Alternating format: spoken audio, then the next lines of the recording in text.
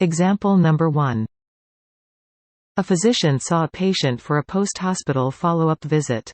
And the final impression documented in the assessment is left hemiplegia post-cerebrovascular accident. But completely normal findings on detailed neurologic examination and review of system. With left hemiplegia, no way for the neurological physical exam to be normal. We expect to see some weakness of the left side of the patient's body, or problems with gait, or loss of balance.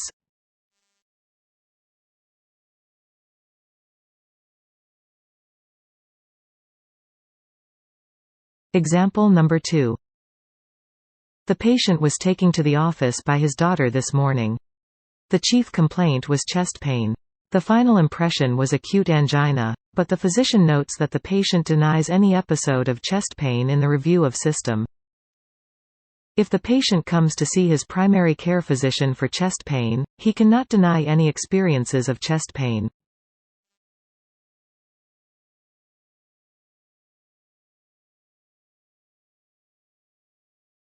Example number 3. The patient has a follow-up visit this morning for chronic obstructive pulmonary disease. The final impression documented in the assessment was COPD with exacerbation. But completely normal findings on the respiratory review of system and examination. Exacerbation of COPD is a flare-up or decompensation of symptoms. Since the patient becomes symptomatic, the healthcare provider should support this condition by documenting respiratory symptoms such as coughing, wheezing, shortness of breath, but not saying the respiratory system review is normal. If the patient is asymptomatic, stable COPD should be the final impression.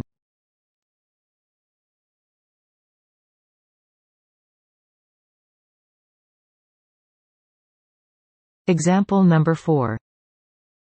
The patient was hospitalized 3 weeks ago for systolic heart failure.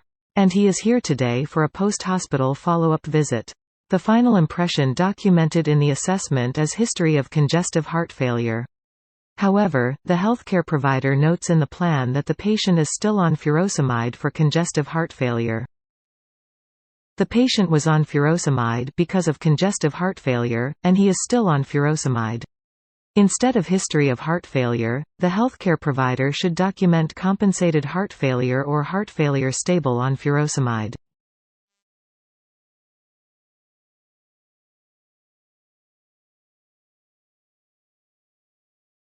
Example number 5. The patient was hospitalized 1 month ago for pacemaker implantation to reduce symptoms of his sick sinus syndrome. And he is here today for a post-hospital follow-up visit. The final impression documented in the assessment is history of sick sinus syndrome, but the healthcare provider notes in the plan that the patient has an implanted pacemaker stabilizing his sick sinus syndrome.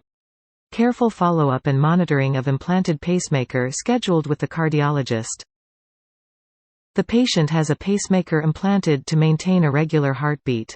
Do not document history of sick sinus syndrome. Instead, report sick sinus syndrome stabilized with pacemaker status.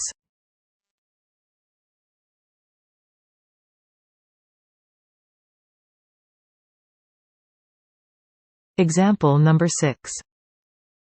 A 50-year-old man was seen by his primary care physician, who documented a final impression of chronic hepatitis C, but in the history of present illness, he noted, patient with history of hepatitis C successfully treated in the past. Hepatitis C has been treated with success. This condition is no longer active. Instead of chronic hepatitis C, the primary care provider should document history of hepatitis C.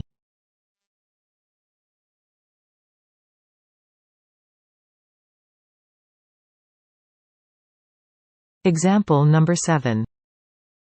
A physician saw a patient for a post-hospital follow-up visit.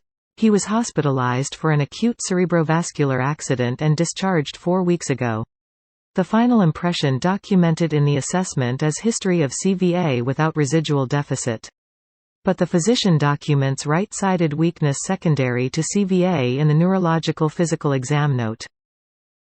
The right-sided weakness is right-sided hemiplegia as a late effect of the cardiovascular accident. Once the patient has been released from hospital following an acute CVA, report any deficits as a late effect.